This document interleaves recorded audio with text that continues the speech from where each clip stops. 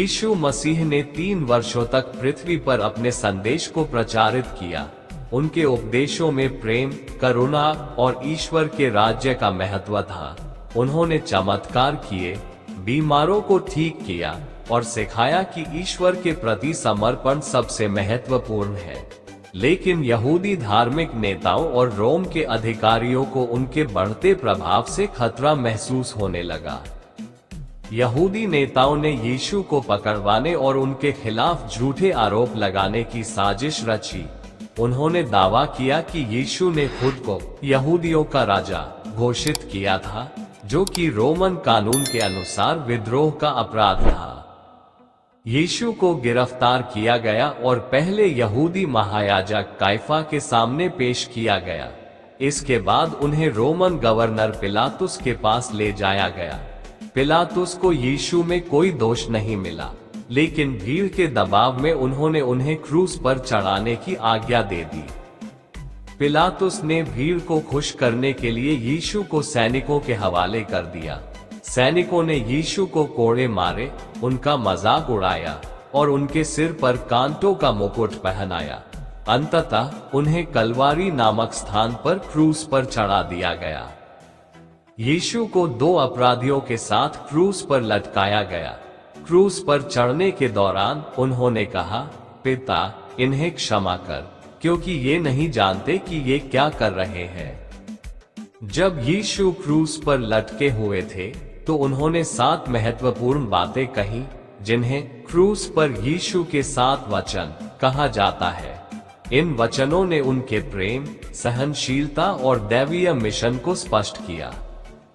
उनके बलिदान के समय आकाश में अंधकार छा गया और धरती हिलने लगी। यीशु ने अंतिम शब्द कहे, ये समाप्त हुआ।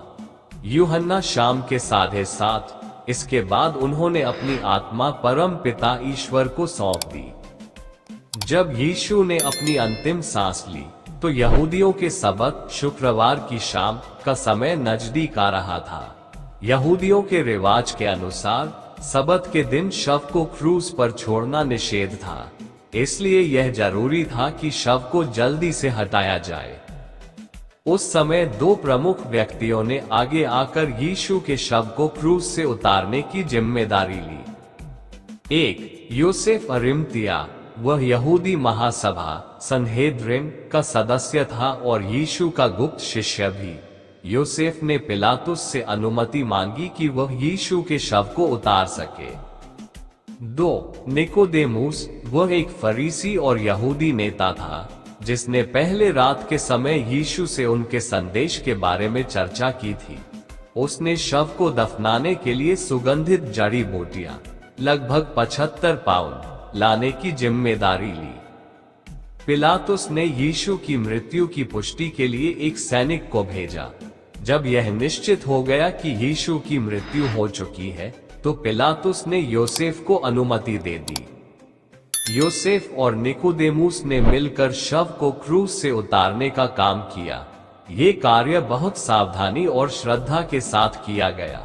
सबसे पहले उन्होंने यीशु के हाथों और पैरों से कीलों को निकाला। ये प्रक्रिया अत्यधिक दर्दनाक रही होगी, लेकिन वे जानते थे कि यह उनका ईश्वर के प्रति कर्तव्य था। उन्होंने यीशु के शरीर को एक साफ कपड़े में लपेटा। उस समय यहूदी परंपरा के अनुसार मृतकों को दफनाने से पहले उनके शरीर पर सुगंधित तेल और जड़ी बूटियां लगाई जाती थी। निकोदेमुस ने ये कार्य किया। योसेफ अरिमतिया के पास एक नई कब्र थी, जिसे उसने खुद के लिए तैयार करवाया था। ये कब्र एक चट्टान को काटकर बनाई गई थी और शहर के बाहर स्थित थी। यीशु के शव को कपड़े और सुगंधित जड़ी बूटियों से लपेटने के बाद उन्होंने उसे इस कब्र में रखा। इसके बाद उन्होंने कब्र के प्रवेश द्वार पर एक भारी पत्थर लुढ़का दिया ताकि कब्र को बंद किया जा सके।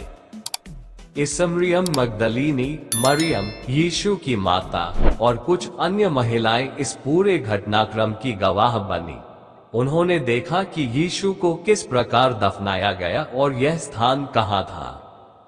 महिलाओं ने तय किया कि सबत के दिन के बाद वे कब्र पर जाएंगी और अंतिम संस्कार की रस्मों को पूरा करेगी। यीशु मसीह का क्रूस पर चढ़ना और उनका दफनाया जाना केवल एक ऐतिहासिक घटना नहीं है, यह एक प्रतीक है उनके असीम प्रेम और मानवता के प्रति उनके बलिदान का। ये हमें याद दिलाता है कि यीशु ने हमारे पापों के लिए अपने प्राण त्याग दिए ताकि हम ईश्वर के साथ एक नई वाचा में बंध सके। क्रूस से उतारे जाने और उनके दफनाने की यह कहानी उनके पुनरुत्थान की पृष्ठभूमि तैयार करती है, जो ईसाई धर्म का सबसे महत्वपूर्ण पहलू है। ये हमें सिखाती है कि अंधकार के बाद हमेशा प्रकाश आता है और मृत्यु के बाद जीवन का एक नया अध्याय शुरू होता है। ऐसी ही ज्ञानवर्धक वीडियो देखने के लिए चैनल को सब्सक्राइब करें। वीडियो को लाइक करके कमेंट में थैंक्स गॉड जरूर लिखें। जय हिंद।